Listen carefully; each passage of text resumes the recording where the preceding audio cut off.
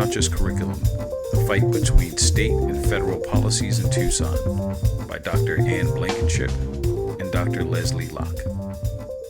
Originally, we were compelled to write this case because it was an issue that I kind of became aware of during my doctoral program at the University of Georgia. Some documentary filmmakers came to do a screening of the film Precious Knowledge that documented the early stages of this protest process in Tucson, Arizona, regarding the Mexican American Studies program and what's happened to it over the last 10 years or so. The documentary was really moving, and as a scholar of desegregation and integration policies, I was really interested in what was going on with desegregation efforts in Tucson, Arizona. I was really surprised to find that they are actually still under a desegregation order from Brown versus Board of Education. In that part of the country, it was particularly surprising. I live in the South, where there are still a number of counties that are under Brown versus Board of Education orders, but to have one in the Southwest and such a big school district was really different. So I became interested in it. I did some research. I looked into kind of the legal timeline of events.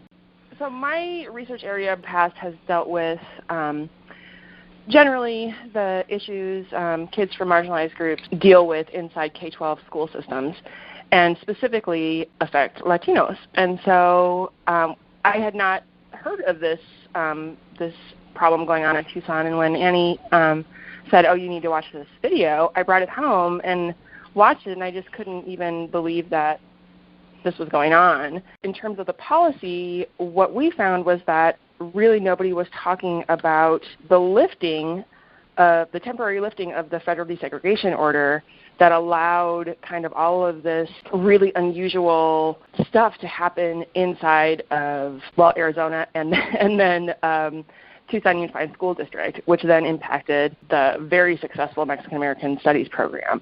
And so that's where we sort of focused our energies, was on what happened to bring the lifting of that desegregation order, and then what happened as a result of it.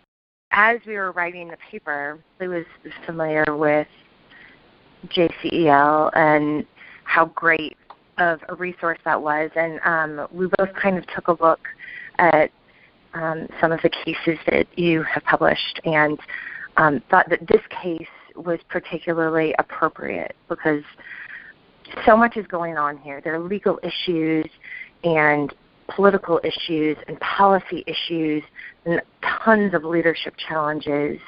And the stakeholders in this particular case, I think, are all kind of exaggerated caricatures of what most people experience, particularly with regard to the politicians, because they don't just take a stance. They really go all the way with it.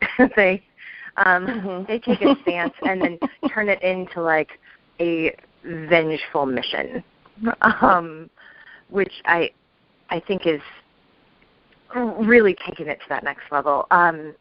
So you have politicians that are really making it personal and going to blows to pass certain legislation, and you have students who are protesting and actually engaging in walkouts and sit-ins and traditional kinds of protests. And then in the middle you have district level leadership that are kind of stuck between wanting to serve their constituents, which are a majority Mexican American, and wanting to retain their funding from the state. So we thought that this particular quandary was a really interesting leadership situation that could be explored in some really interesting activities. We piloted one of our exercises here in a class this summer, and we were both really pleased because the students, first of all, just like I think, well, myself, I can speak for myself, I was kind of blown away when I saw the video. Like, this can't even be real, and how come I haven't heard of it? And so we first had the students watch the Precious Knowledge video, and their minds were sort of blown that this is actually happening. And then read the case, and then they got a little bit more depth and understanding of sort of the timeline and what went on and why these things were going on. And then we divided them into stakeholder groups and had them present to a mock school board their positions. And so they were very passionate. It was a very interesting few days in class, sort of dealing with this case. So I was happy that we were able to pilot it and see how it actually worked.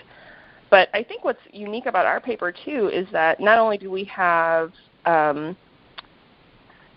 short activities, suggested activities, but we also provided some guidance in terms of how this could be used in terms of a major project or a teaching unit. I mean, it really could be stretched out throughout the semester.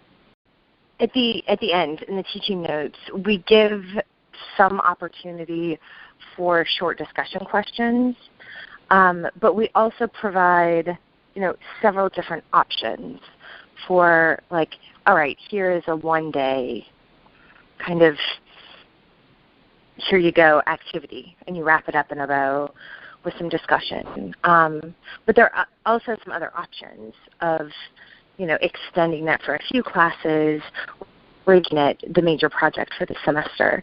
And the exciting thing about it is that students are asked to step in the place of stakeholders, and all the stakeholder positions are leadership positions, but they all hold a very different perspective. So some of the students will take the perspective of the superintendent.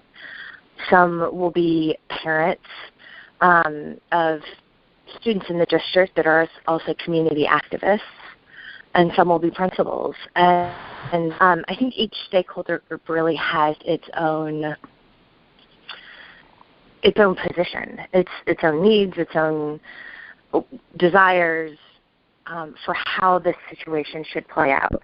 And having them come up with a well-articulated plan and present that to a mock school board, I think really helps them understand how the situation might play out in real life.